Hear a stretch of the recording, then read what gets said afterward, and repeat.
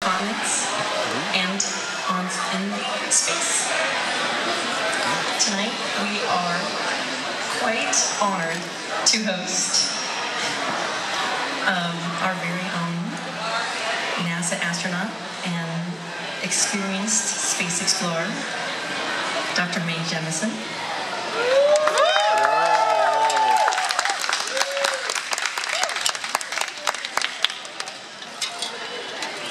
I can tell. She's a medical doctor. She's a dancer. She's a Stanford alum. That's more to me. She's the first woman of color in space, and she flew in 1992 on Space Shuttle Endeavour right behind us.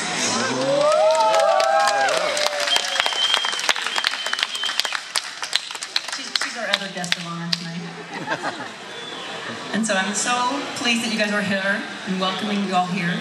And I'd like to welcome Mae to the stage so we can go ahead and get this party started.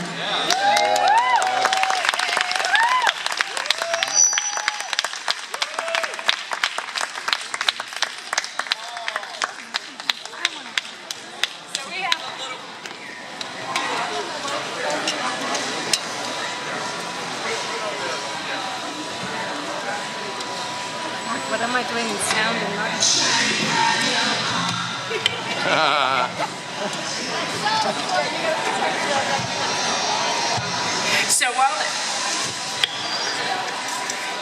So while we're all getting ready and getting our technology set up, I want to just tell you that I am really excited to be here. It was really incredible to have Loretta invite me here to be able to talk with you. She tells a story about when we sort of met in passing years ago at her Stanford graduation, and how you sometimes come to this confluence of events. The incredible thing about Yurisnight is that it's something that was started to help celebrate how we all come together and how space exploration has that possibility of making us come together. And what I want to do tonight is to, first of all, to put a context about space exploration, and also to invite you all on a journey across space and time. So even though I didn't have a costume to wear tonight, I did come with my dilithium crystals. So we can power this starship. I'm not sure what's showing up on the screen now, but what I really want to do is to really bring something home. Whenever I'm standing up under Endeavour, because that is a shuttle that I flew on, it's a very bittersweet feeling. It's a very bittersweet feeling because while it was something that represented an incredible moment in space exploration, it also, the fact that it's sitting here means that we get an opportunity to move on. Right? We get an opportunity to move further, and those are some of the pieces that we really want to do. And I'm going to do one other thing. You know what's always interesting? Whenever, I don't care whenever it happens, whenever I'm talking about space exploration and I come somewhere and have technology like IT, it never works. It never works at the first time. And so I find myself sitting here, I have all these slides I've been working on because you can't do this without slides. But I really have some pretty slides, and if I want to go with that, then we'll talk about it. But we're moving on. What? Is anything up there? Okay. So again, we're celebrating Yurisnight, but here's what I want to get to you. Billions of years went into making you, into building you. And one of the things that we sometimes don't really pay attention to is the fact that we are part of this universe, and we need to move forward, and we have to figure out, while these billions of years, each one of us, billions of years, to have you sitting right there in that seat, it took billions of years. What are we going to do for the future? How are we going to build that future ourselves? That is a piece I really want us to talk about tonight, is how do we actually get there? Now, when I was a little girl growing up, people talked about space exploration. There are all kinds of things that were happening. And I always remember when we think about space exploration, people talk about the Sputnik moment. They talk about going the moonshot. And we all stand in wonder. But you know what? Space exploration is much older than that. Space exploration actually didn't begin with the Sputnik era. Space exploration began thousands of generations before me, when one of my ancestors was looking up at the stars, and when she reached out her hand and couldn't touch them, but then started to track the movement of the heavens.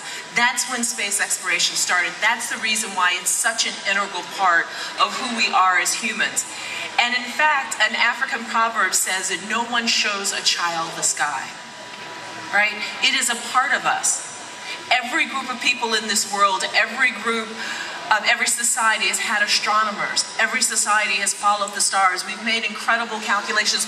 All of our work to go into space really depended upon those things that happened thousands of generations before. I can tell you a little secret now.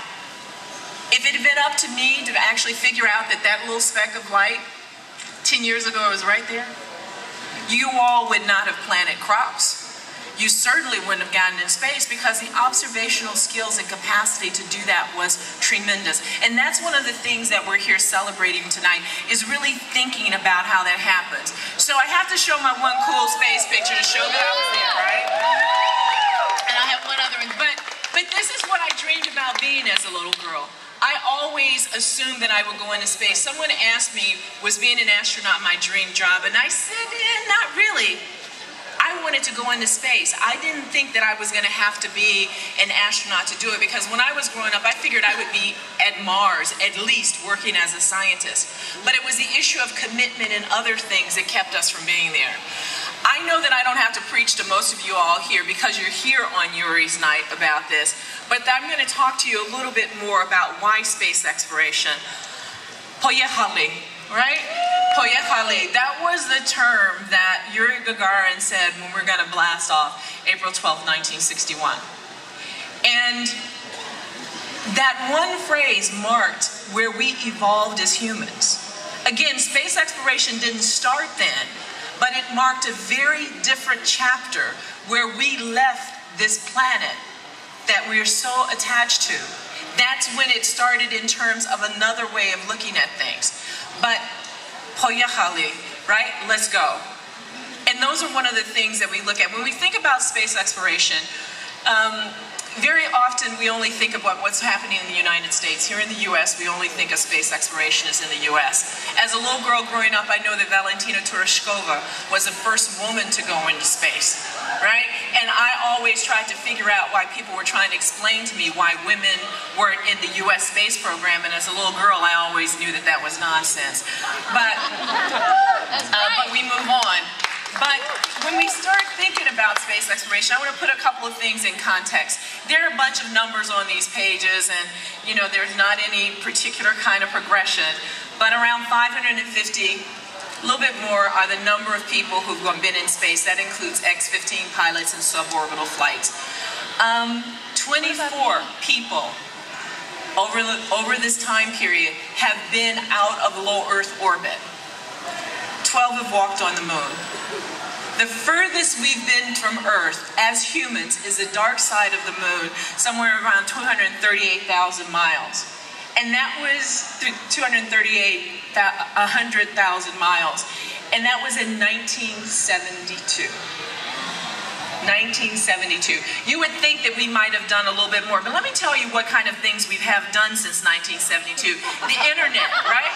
Imagine, so we haven't been on the other side of the moon, but we've actually had the internet, we've had global travel, we go all over the place, we expect that we can go to another country in a very short period of time.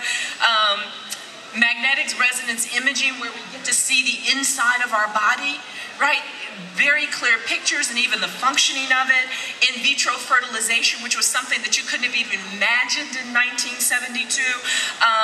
Millions of people have died and been killed in conflicts around the world. We have global positioning satellites, and we even have Kentucky Fried Chicken in China, right? So just think about these things. This is a magnitude of how much the world has changed, but we haven't necessarily changed that much in space exploration. And the reason for that, I believe, has to do more with commitment.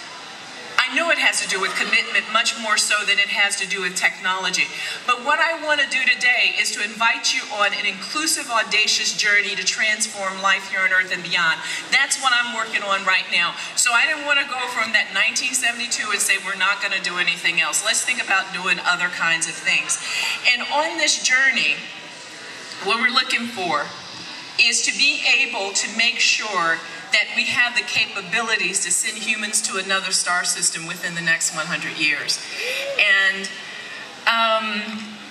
but before I tell you about my journey, before I get us there, we need to work on a couple of little paradoxes, right? There's some things that are going on that we really have to pay attention to. Some of them have to do with the fact that one of the reasons we have a problem with commitments because people are always asking, what does space have to do with me? We know that space exploration, and sometimes people think it's at a very low level right now, right? If you go I go someplace, people say, what's wrong with NASA? How come we're not going into space anymore? Right? Yet at the same time, you probably hear more news about space, both in the commercial sector and these incredible things like Rosetta landing on asteroids, about Mars rovers and things like that. We hear about them every day. But yet there's this paradox between how people think about space exploration and what's going on right now. And that's one of the things we have to do because it's really coming up to what does space have to do with me? That's what's happening with a lot of folks. And so what I want to do tonight is to spend some time talking a little bit about what space exploration has to do with me. And I know you all already know that. But also, I want to spend some time having you help me plan this trip. But you see, the reason why we're looking at this is because space exploration left people out. I very much think that the reason why we don't have the commitment that we have, that you all would think we have, is because we didn't include more people. And that's the reason why the title and what we look at 100-Year Starship is how do we have an inclusive, audacious journey to transform life here on Earth and beyond. Those are the pieces that we're looking at. But let me tell you a little bit more about Space is here with us today, right? And I'm going to place 3 bets with you. I have 3 bets that I want to place. And here are my 3 bets. And you all can tell me if they're working or not. The first bet is that you all have used something last week in Vision and Star Trek. I know Star Wars is all in the house. I see some Federation folks here, but that's okay.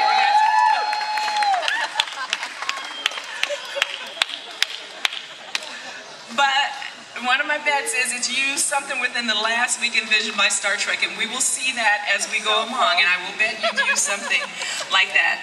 Then another bet is that you or someone close to you has had their financial portfolio, security, or health significantly impacted by space exploration. Right? I'm going to do that one right now. How many people have had MRIs or know someone who's had an MRI, magnetic resonance imaging? So that particular, so when you go into this big magnet, right, then there are all these signals that come from the atoms and the molecules in your body. And those signals just come as digital data. And they have to be made into pictures. The same kind of software algorithms that are used to make those into pictures originated with the software that was used to make the digital data from planetary probes into pictures. So you are positively impacted by space exploration. And it's not even with us using your global positioning satellite system, which has made a lot of people some money, right? And then if we go along further, I would say that the next thing is that you all know much more about an alien world than you think you do. Right? No? Right? You do, because right now we're the aliens for somebody. Right? If you think about it, when I went up into space, the thing that I recognized is that we're in space right now. When I looked back at the Earth, my overview effect, people always talk about astronauts having overview effect, that is, everything that belongs to me in the universe is on this one small planet. I must not have read the book right, because that's not what happened to me. I think everybody takes up something of themselves in the perspective they had. I never thought that the Earth had these little lines on the continents or the planet, that separated one country from another. So that didn't have to work with me. But what it did do, what I did feel when I went in space, is that I was as much a part of this universe as any speck of stardust, then I had as much right to be here as any planet, and that I was very much connected with it. And that made me recognize, when I thought about if I never, quote unquote, went into space again, it would be okay, because I'm in space right now. And if I think about it, somewhere, some creatures are saying, I wonder if there's some other life out there. And is it intelligent? Right? So we are the aliens. Imagine how much they would think we knew about the world and the universe. So we're much more connected with space exploration than we sometimes think we are. Now, let's talk about, oh, I just flashed a picture of me in the EVA outfit, but I can't see it, so every now and then you just have to show these to prove you were there. I can't go too close up here because of the microphone. But the project I work on now is called 100-Year Starship. I led the team that was seed funded by DARPA and won a competitive grant for seed funding by DARPA, the Defense Advanced Research Projects Agency, to ensure that within the next 100 years we have the capabilities of sending humans to another star system. Notice I said the capabilities. It's not a launch date. Is to make sure we have the capabilities, because it's the radical leaps in innovation and technology that make a difference. And in fact, when DARPA was looking at trying to come up with this idea, 100-Year Starship, they were struck by the fact that during the Apollo era, there was this tremendous leaps in innovation and technology design. There was also not only tremendous leaps in technology around space, but in every other scientific field. In fact, we had an explosion of people who went into engineering and the sciences. There was also a creative explosion during that time. And I have to look around these days and try to find someone in the audience old enough to remember with me, right, what was going on. But that was a part of it. What we're interested in is building really a worldwide global ambition to be able to accomplish something that's bigger than we are. Right? That's bigger than any one of us individually. But along the way, we want to make sure that we're doing something to help move things along on the Earth. So, when people think about space exploration, this is basically it. Even though there's, you know what? Same thing. That's the Endeavor. I'm sitting right there on it, right? That's the launch of the Endeavor. I'm sitting right there in the deck. But when people think of space exploration, they think of it this way, right? And even though the shuttles aren't flying anymore, if you substitute the Soyuz, it basically looks the same way, right? Virgin, you guys look a little bit different. But there's still a lot of flame coming out the back, right? And that's basically it. But this won't work for interstellar space, because there are not enough chemicals in the solar system that would be able to propel us at speeds fast enough to get there. We have to do it very, very differently. If we think about space exploration in another way, and we try to think about interstellar, we have to start off with something, you know, like here. This looks like the space station, right? It's me on the shuttle, but it could be the space station, right? You wouldn't know unless you really knew that that was the hatch in the back and the configuration. It would be hard to tell. But let's think about this a different way. What would we have to do to interstellar? How different is it going to be from what we do right now? It's going to be as different as the Enterprise is from the space shuttle. And again, if you have a picture with Worf, you show it, right? And it comes more around to that. It's because sometimes these things, we tell good stories this way, right? But it is that different. It is that fundamentally different. So let's talk a little bit more about interstellar space. So the scale of travel to another star. So if we imagine here we are in LA, we're looking at New York. LA is Earth, New York City is Alpha Centauri, which is the closest star next to us. 4.2 light years, the distance light travels in a year, 25 trillion miles. Light, just for reference, light travels from the sun to the Earth in 8 minutes, just the reference point.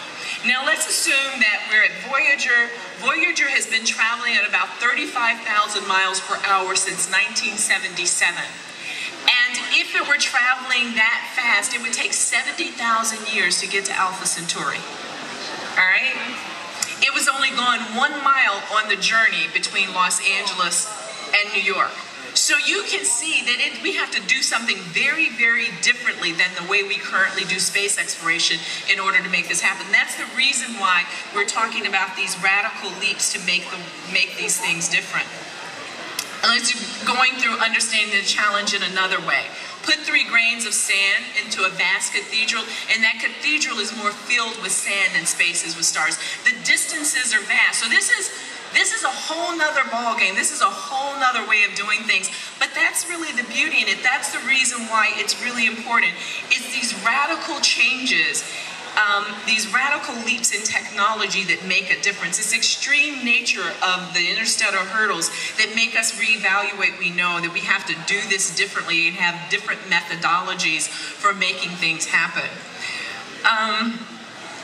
The interstellar paradigm really goes where you're ending up having to be much more flexible to be able to do these things, because you don't know what's going to be out there, right? You actually don't know what's out there. Remember, what is it, 90% of what is energy and mass in the universe, we don't know what it is. 90%, that's not a little bit, that's a whole lot. We don't know what it is. You have to use knowledge and capabilities in new ways. You have to be open to new things. You have to have a robust technology. It has to be self-sufficient. You have to appreciate bold and audacious measures, because you can't get there. You can't tiptoe up on interstellar. You can't tiptoe up on it. You can't do incremental increases, even if we go out to planet. Now, here's the thing about space exploration, and you guys can help me out here. I know there are enough people here who can tell me if I'm right or wrong, but I'm just going to make this statement. We know how to go to the moon. We could set up a moon base in 5 years if we really intended to. Yep. Actually, we really could. We know how to basically get to Mars. We know its address, right? We've been there a couple of times. We visited, right? There are some biologic challenges, but not anything that we couldn't figure out how to do if we committed to do it. Interstellar is a whole new ball game. We can't tiptoe up on it. And that's what gives it its power. That's the reason why I think it's something worthy of doing. So I want to play some games with you. I want you to look at it. Now remember, we don't know a lot of things. This is the interactive portion of the program. I want you to raise your hands. When we're thinking about health, going up into space, interstellar, okay, remember? Okay, let me set this up for you. If we go 1/10 of light speed, we could get to our closest neighboring star in 50 years.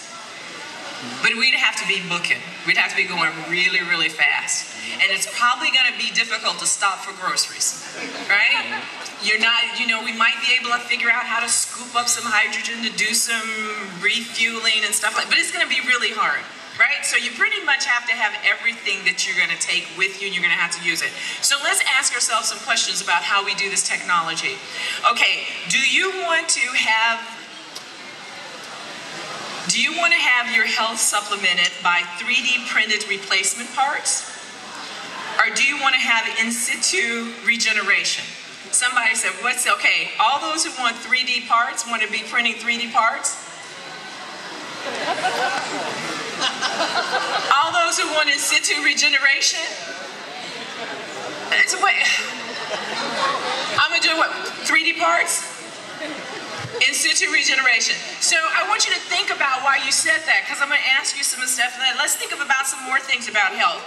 So now you want to do therapeutics. Do you want chemical, pharmaceutical manufacture and storage? All those who want to carry the pharmacy with them and store it? Come on now, what?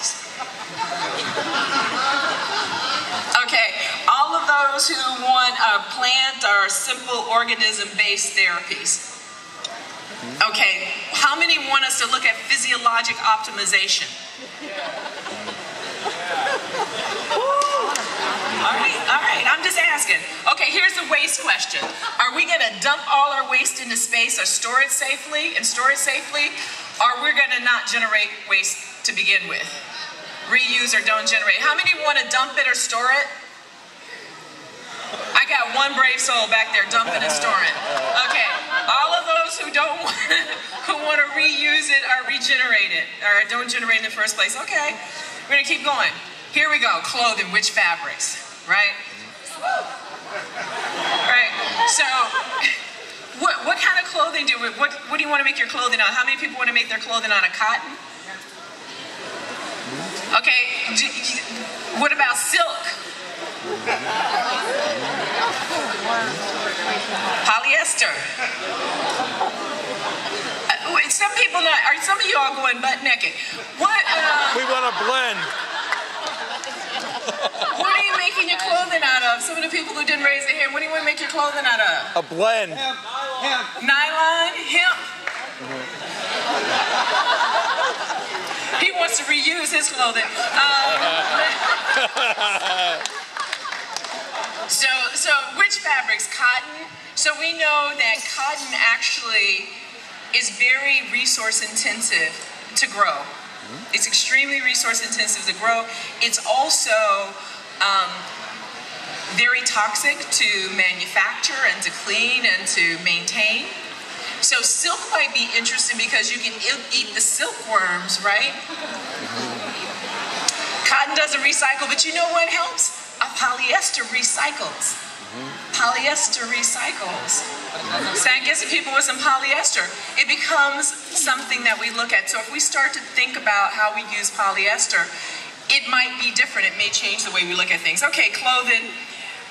Status and right. How many people want to go into hibernation or suspended animation? How many people want to be awake and have generations of folks awake? Okay, why do we want to have generations of folks awake? Research. You want to research on them, okay?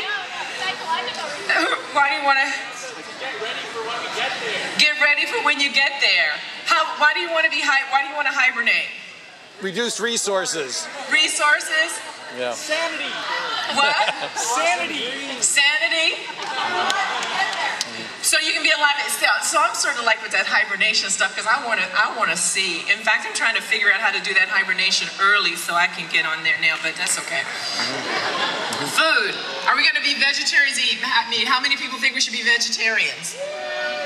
How many think people want some meat? Okay, so what is the difference? I want you to think about the difference between why you do meat or not. Let's think about some other stuff. What about alcohol? Should we take liquor?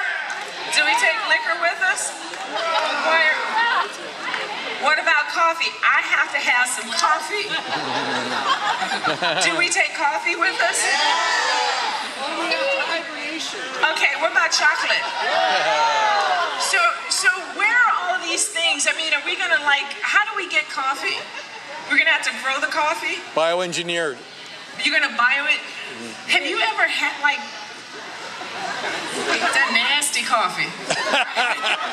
No, but these are the things we have to figure out a lot about how plants grow and microbiomes and other things in order to be able to do it. And then governance. Here we go. We have to govern this, right? Because we do know that we're going to have to keep people. Hey, let's assume just for this sake, 5,000 people. Okay, we're starting off with 5,000 people. How many of us want to vote?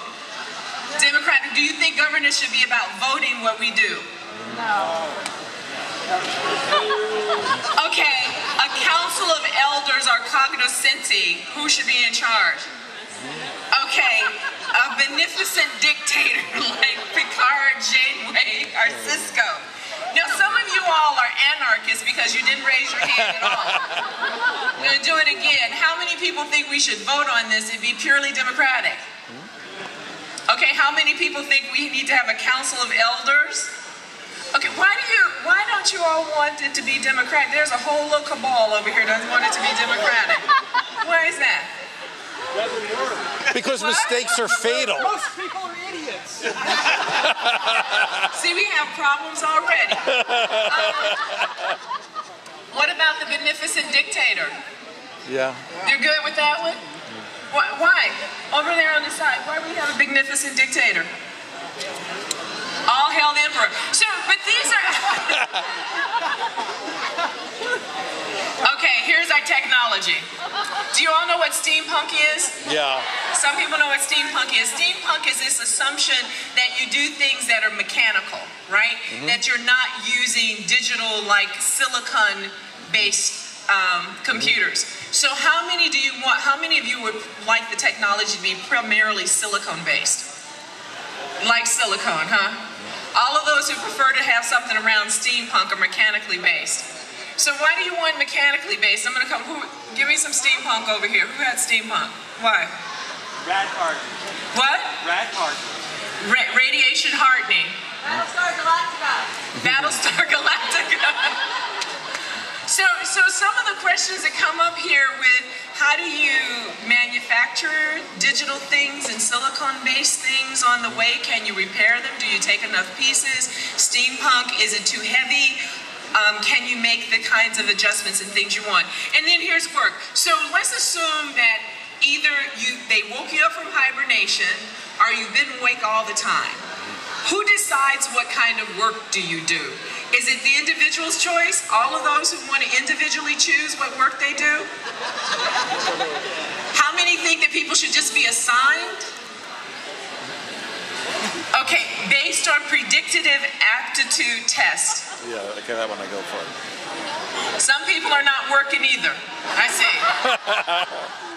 But I want you to think about what we just went through, right? It tells us something about life here on Earth. Every time people chose, we should not generate a lot of garbage and store it. We should reuse it or not generate it at all. That's a lesson for us here on Earth, right? Now, I don't know what to do with the democracy piece and the voting and all that kind of stuff, but clearly the issues around governance make a difference about how we think about things. So this becomes really a small microcosm for thinking about what's going on here on Earth. That's the real piece of it. I can talk to you about governance in this manner, and nobody gets bent out of shape. But if I were to talk about world peace, holy cow, you all would laugh at me. You would say, that's really crazy. How could you think about that? But this becomes a microcosm for thinking about the world in a different way. So if you want to know, is this practical for us to think about it? Nothing is more imminent than the impossible. I want you to think about, why is this really different?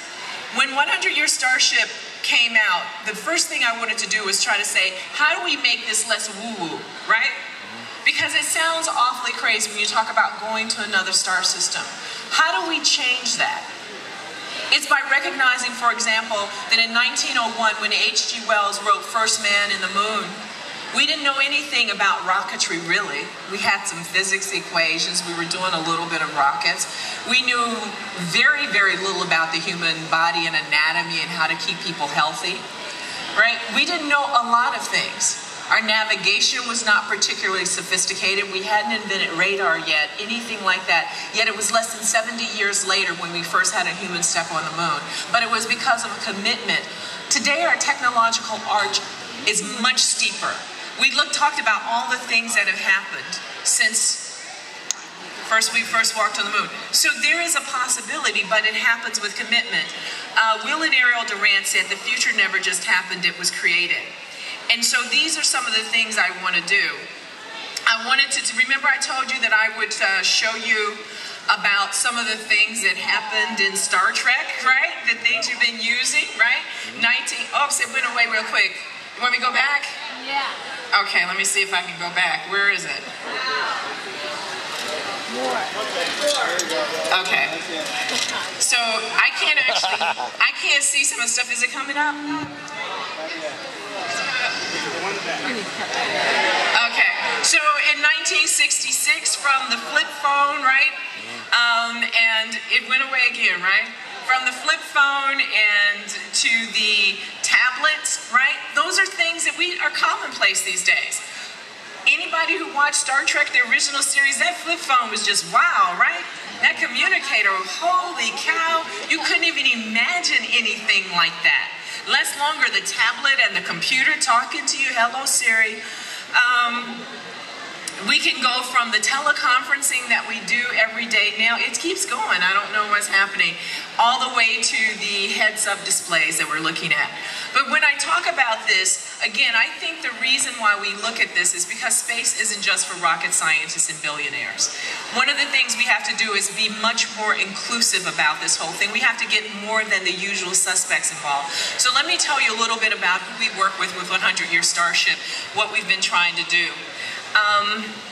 And so I'm just trying to see what I'm in. So two people here, and I'm juxtaposed. Lou Friedman, who is an astrophysicist, a co-founder of the Planetary Society with Carl Sagan. And here is Amy Millman, who is the co-founder of Springboard, which is an organization that helps to propel women companies to get money that are technology-based. Her companies have raised over $6 billion. Amy says she's not a technologist, any of those kinds of things, but she's very interested in how do we move the future forward. Then we have, and I'm Carl Espelon, who's a professor of textile and design at the University of Rhode Island. He's the one who pulled our coattails about how we have to think about clothing differently, that it's not just boxcars. And once you start to think about recycling clothing, about fabrics and materials, we start to change how we do clothing and textiles here on Earth, which we desperately need to do, because a lot of that, what is the Lake Erie and the algae and all that kind of stuff from the fertilizer and the runoff, we use incredible amounts of fertilizer for cotton in growing things. Here are actually two astrophysicists, Dr. Jill Tarter, the co-founder of the SETI Institute, and the character that Jodie Foster's character was based on in Contact, and Hakeem Olasheyi, who is a professor of astrophysics at Florida Institute of Technology, who does a lot of work on propulsion and things like that. So sometimes we let them sit together too. Here is Jill Tarter and Ginny Young. Ginny Young has something called the Beautiful Life Development Foundation in Shanghai, China. She's very interested in humanitarian issues and how do we get the world thinking about things as a global body. That's me and the artists in residence at SETI Institute. Casey Hudson, who was the creator and the producer of Mass Effect video games. Why video games? Why are we interested in gaming? An incredible amount of discipline around complexion of data, also understanding human behavior and how we think about things and getting people involved, telling the story a little bit better. In fact, telling the story better, we have writers and science fiction writers ranging from Mary Doria Russell, who you see here, who wrote the book The Sparrow. LeVar Burton is there from both Reading Rainbow and Geordie LaForge, right? Engineer of Star Trek. But we think science fiction makes a difference, that how you tell the story makes a difference because it gets people involved. And then, of course, you know, we also have to critique the science fiction, right?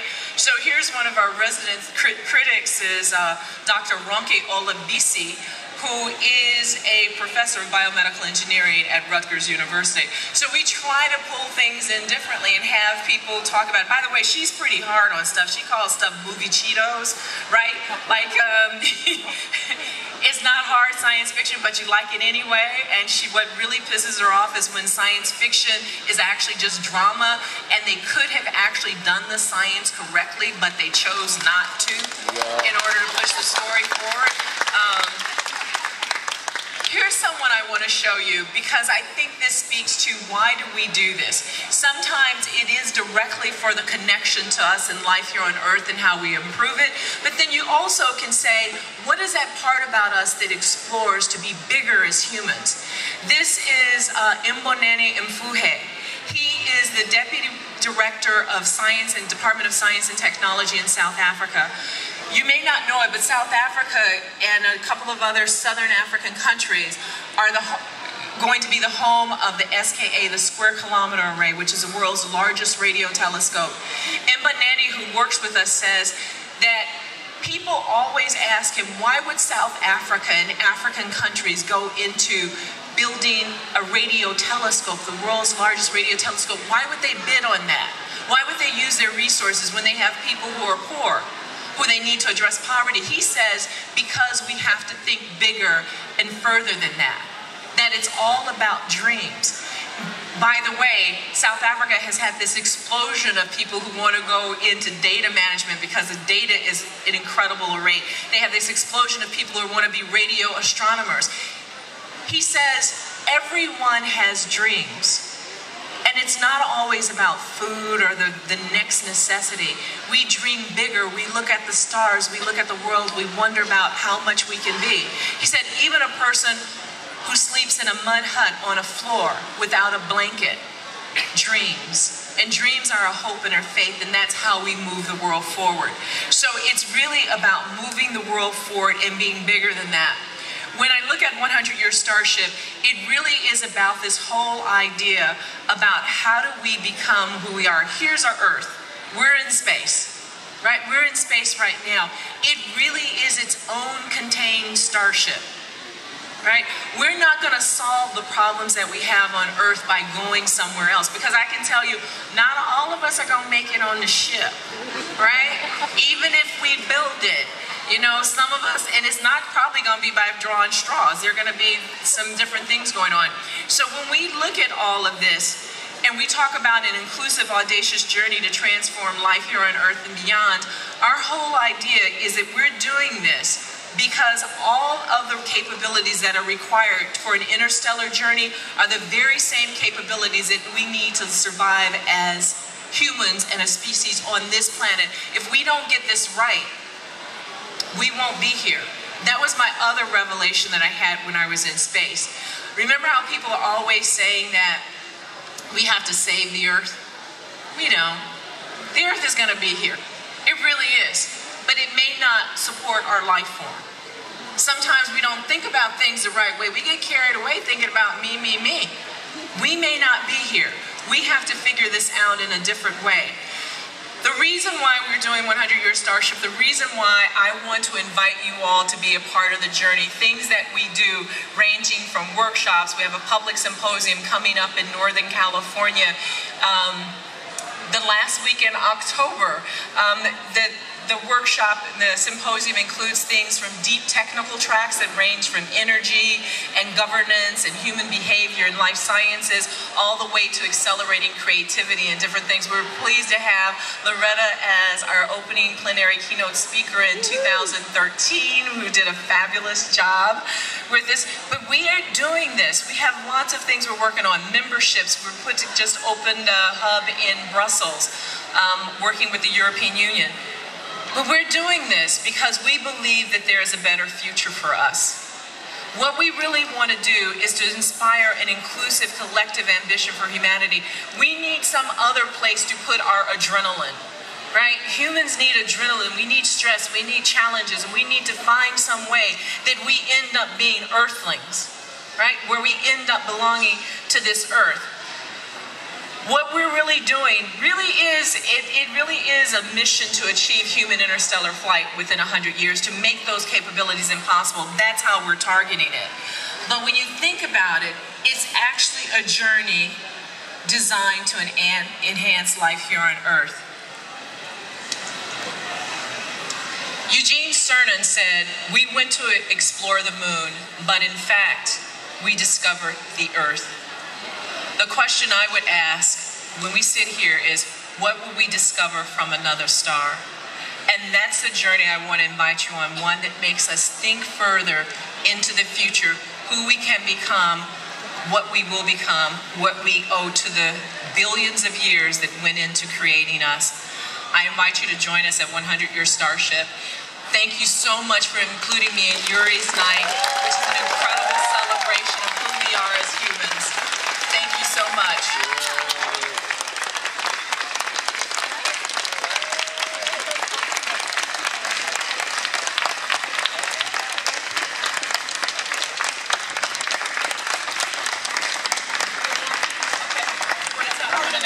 Okay. Does anybody have any questions for May? Hi, May. Two things. First, love your boots. Second, in the early part of your career, did you ever experience what's now being called the imposter syndrome? And if so, how did you combat that? Not honest. You can get that. So the question was the whole idea of the imposter syndrome. So let me explain what that is just sometimes. So it turns out that when women are in science and technology, engineering, and mathematics fields, and sometimes others, people don't necessarily see you as someone who should be there, right? And interestingly enough, some women don't have as much confidence in themselves as their skills would imagine that you would imagine they do have. So for example, girls who score perfect scores on the SAT math aptitude sometimes say they're just okay at math. Whereas boys who do just a little bit better than average in math say they're real good in math. Sometimes it's gone over into something where people talk about the imposter syndrome, like, do you feel like you shouldn't be there? Some kind of way. And to tell you the truth, I have never actually had that thing where I felt like I shouldn't be there. I knew that sometimes other people didn't feel like I should be there, right? And sometimes it was really difficult because especially when you're in college and you're in university, you know, I was one of those kids. I went to an integrated high school in Chicago. I did really well on all my standardized tests. I was at the top of my class. I was one of them little kids. I know up at the front of the room. And when I went to college, some of my professors weren't that thrilled to see me there. And so it was a little bit disheartening. And so you sort of drift back to the back of the room, but I never left because I felt like I could actually do whatever I wanted to do, but it was just going to be a little bit harder. But I never actually had that feeling that I shouldn't be there or that some kind of way I wasn't good enough. But I did run into a lot of women who felt that way sometimes, and it's really tough. Interestingly enough, also college is a place where most women and underrepresented minorities get discouraged from a college field, from going into STEM fields. And this happens it was a study that was done with Bayer Corporation of members of the American Chemical Society. So these are the people who actually made it through.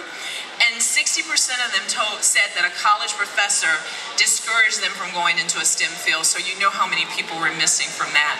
So you can see why the first word on the work that we do is inclusive, right? So if anybody needs permission, we want to make sure it's not just the usual suspects, because we need that broad perspective to be able to tackle something like this across gender, across ethnicity, across geography, but also across disciplines, because it has to be done with the full scope of talent we have available to us.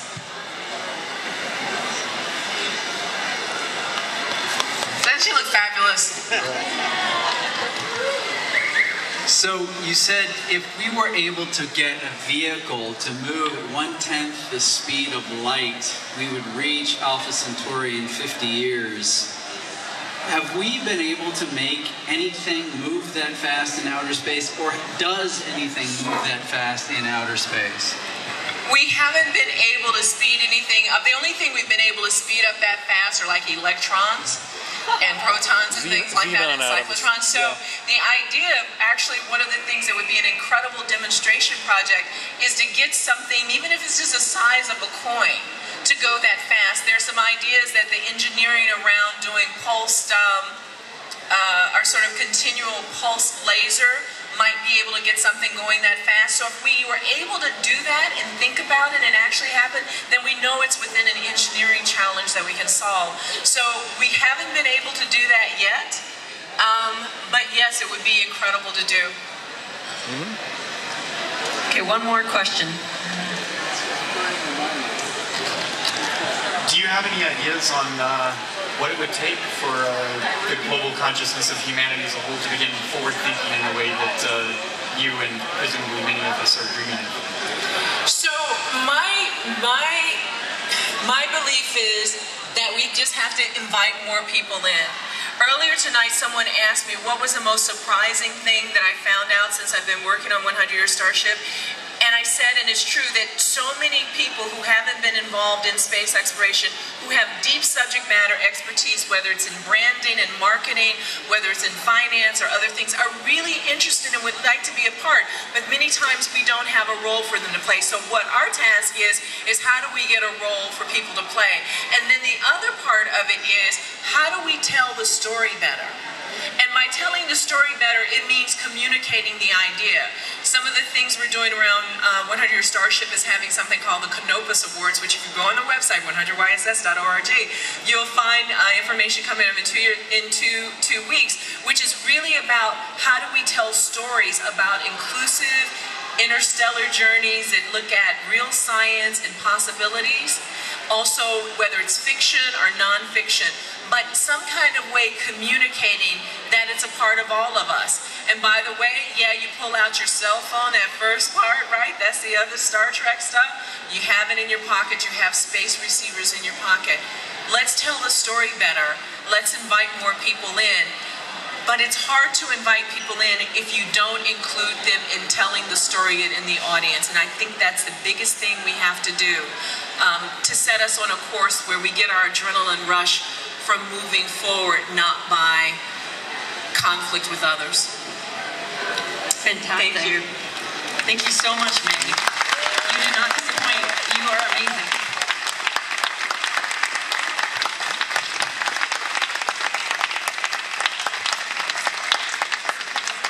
So, just a fantastic message about moving humanity forward. And that's exactly what brought Yurisnight to be. And that's exactly what we're here to do tonight. The reason you're here is to help us create that future for humanity. Yurisnight was created to build a bridge between the former superpowers, between arts and sciences, and between any groups of people on Earth that don't feel connected. That's what we're here to do, is start that conversation and move humanity forward. So in that light, we've invited 2 artists to come and speak, give you a quick snapshot of some of the work they're doing, creating stories and helping bring space to the world. So I'm going to invite Forrest Stearns to come up. He's come down from San Francisco, from Planet Labs, and he's the chief artist at Planet Labs, and he also runs their Artist in Residence program. So I'm going to turn it over to Forrest.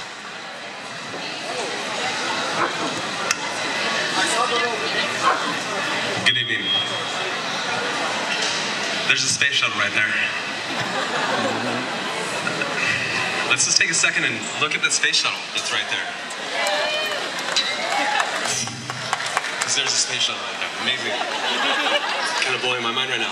Thank you so much for having me. Thank you so much for realizing that the aerospace industry and the creative arts are not 2 separate things. They're not the Earth and the Moon, that they're one thing, and they need to be things that work together. So I don't come here from an aerospace background. I come here from an artistic background, from a very rambunctious, awesome, let's get it done background.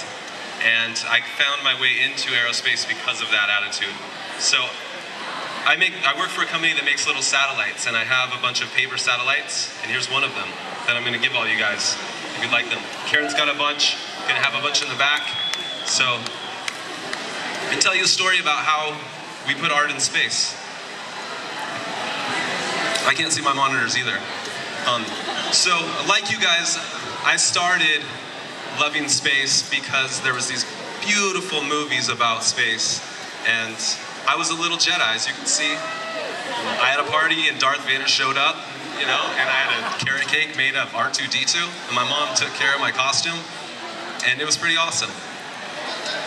And fast forward 37 years, and I'm an artist, I'm an art director, I'm an illustrator, I love putting art on everything. I love to draw everywhere. And so I'm at a camp.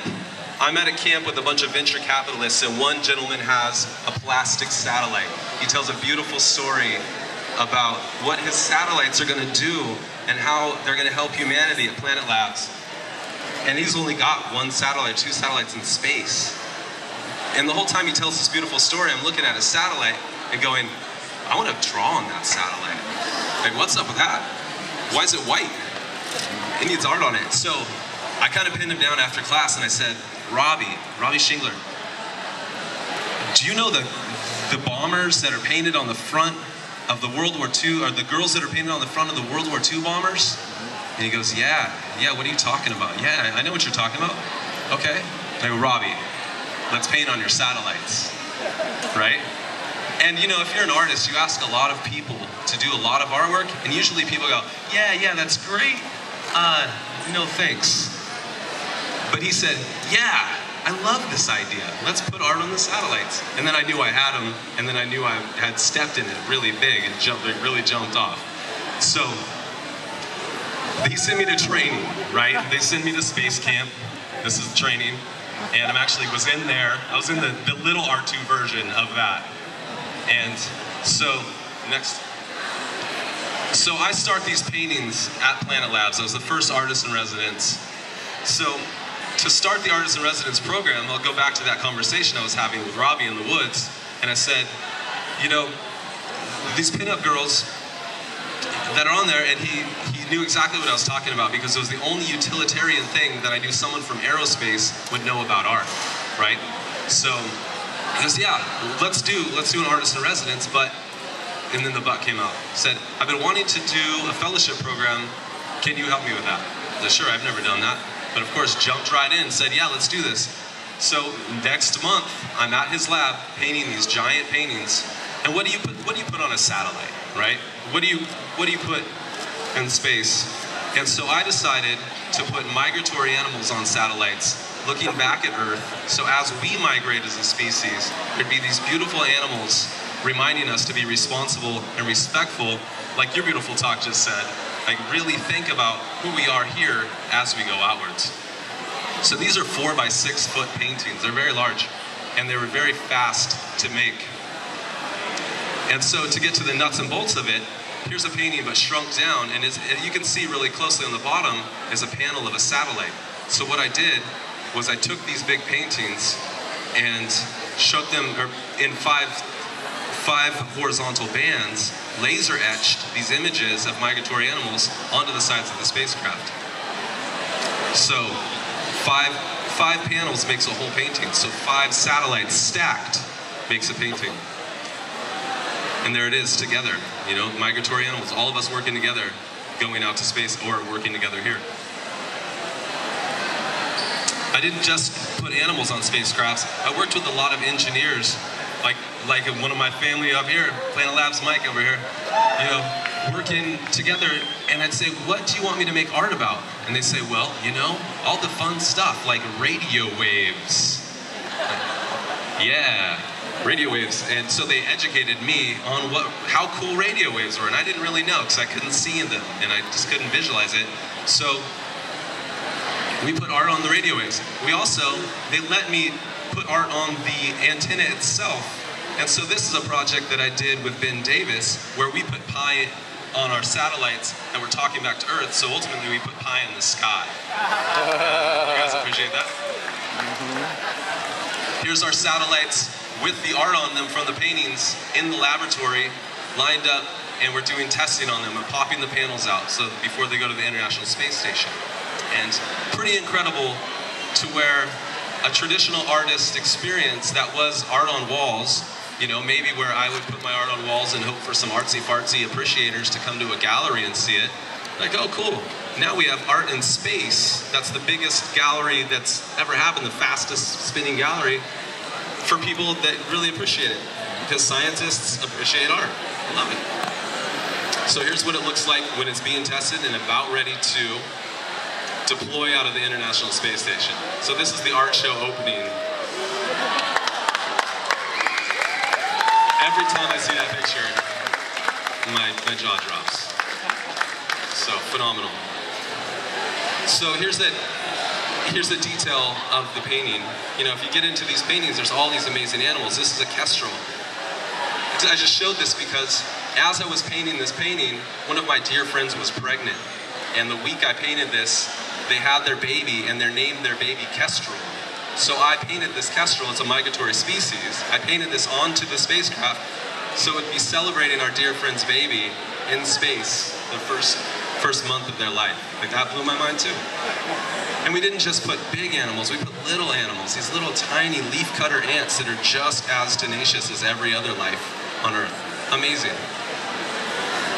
So we don't just put art on spacecrafts, we put art on the communication devices that speak to the spacecrafts. You know, we feel that the creative touch is the pulse to humanity that we need in aerospace, that we need in science. So here's me painting on a radio dome. painting doves. We call our satellites doves. So this is painting the radio waves again around a beautiful polygonal surface celebrating those radio waves. And so the next set of art that I did, I asked my team, I really wanted to get my team involved, and they believed in me now. They weren't like, who is this weird artist guy next to us making satellites in mission control? So I asked my team, give me your favorite, most inspirational quotes, and I will write them beautifully. So of course, shoot for the moon, you know, was one of the inspirational quotes. And we've done over 100 satellites with art. And here's a group of them. You know, Mike, the top left 120 or 2001, Mike wrote that one.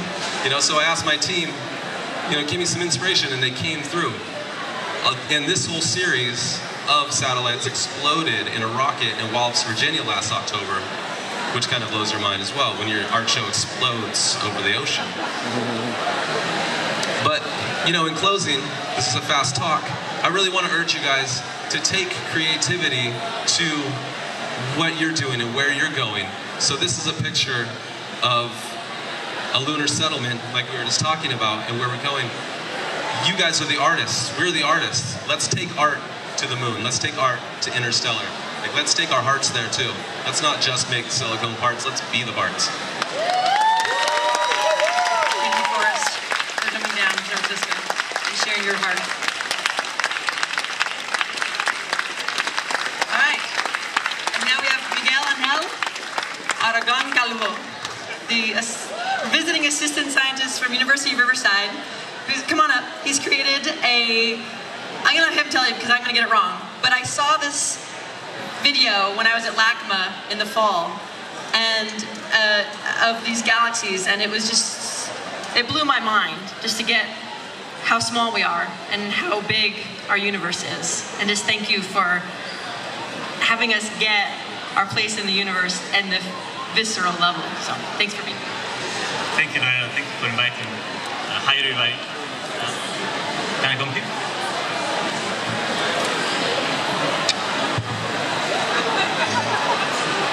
Hi, what you're about to see is one of the biggest maps we have ever made. This is a map of galaxies made by the Hubble Space Telescope. The map contains something like 3,000 galaxies in a very small region in the sky. In a clear night, if you look at the sky, you see something like 5,000 stars. 5,000. In this map, you see 300,000 galaxies in a region like 2 times the size of the moon. What you see there is the moon. So in a very small region, you look at your thumbnail at an arm's length. That little square is more or less the size of this map that you're about to see. So you look at the sky, you see 5,000 stars. You look at that little region, and you will see 300,000 galaxies. Every galaxy has something like 100 billion stars. So you will see thousands of trillions of stars. Now, light takes something like 1 second to travel from the moon to the Earth. It took 8 minutes to travel from the sun to the moon, then to the Earth. It takes something like 4 years to travel to the nearest star. It takes 100,000 years to travel to the edge of the galaxy. Then takes something like 4 million years to reach the nearest galaxy that we have, Andromeda. The galaxy that you see here emitted light thousands of millions of years ago. This light has been traveling for a very long time, thousands of millions of years, and just now you're reaching the Earth. So when you look at these galaxies, you are actually looking back in time. The map covers almost the whole history of the universe. You will see in the first few seconds, you will pass the extinction of the dinosaurs, then you will see after like 400 million years the beginning of the complex life, then 3.5 billion years the beginning of life itself, then 4.5 billion years you will see the formation of the solar system, and almost all the way 10,000 billion years you will see the time when the universe was making 100 times more stars than now. So what you see now in the universe, all these stars are just the remnants of a past glory. So let's see it.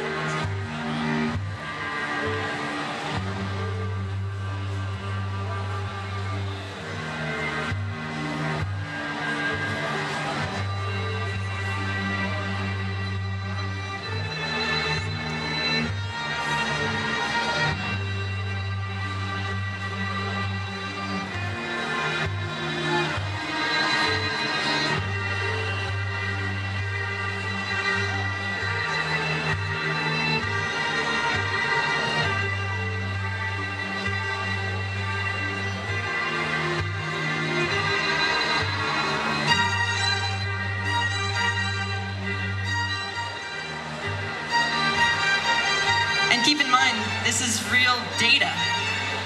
This is not an artist's representation of the universe. This is an actual cosmological survey. Those are the actual galaxies.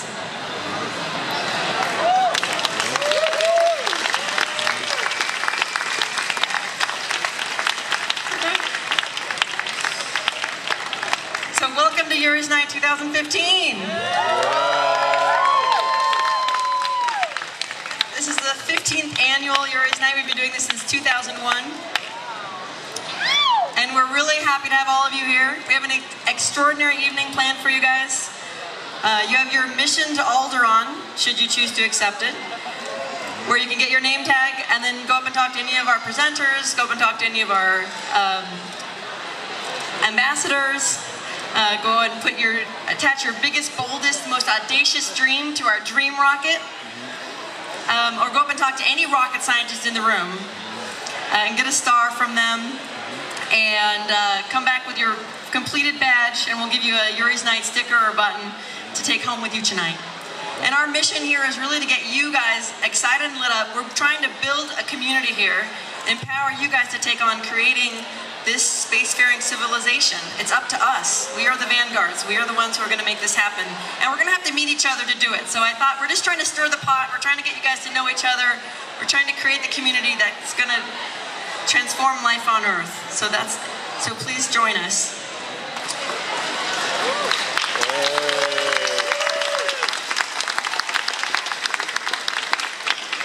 We do have some special guests here tonight. Can I get all the ambassadors to come up while I'm talking? Ambassadors, please report to stage 1. Ambassadors.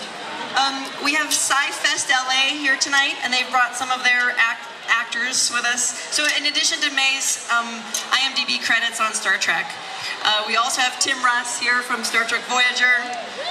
We have Patricia Tallman here from Babylon 5, and we have Dean Haglund from the X-Files, and they're here representing Sci-Fest LA. So you can go to their table as you come in and meet any of them and talk about how you could go see their play festival this May.